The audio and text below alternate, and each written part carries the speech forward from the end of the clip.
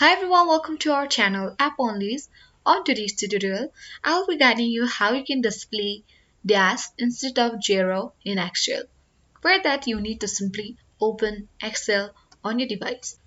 So once you appear on this Microsoft Excel on the spreadsheet, you can see zero. So instead of this zero, if you want to display the zero as dash, then what we can do is simply you need to select the range or the cell you want to display dash instead of zero. Suppose I have selected it, and what you need to do is you need to right click on the mouse and this box will appear where there are a bunch of options. You need to click on format cell and this format cell box will appear on the screen, where on the number tab you can see the custom option on the bottom of the screen.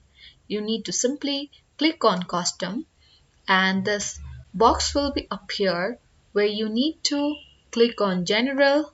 By using the backspace you need to remove the general, and on the type you need to type in hashtag semicolon and dash.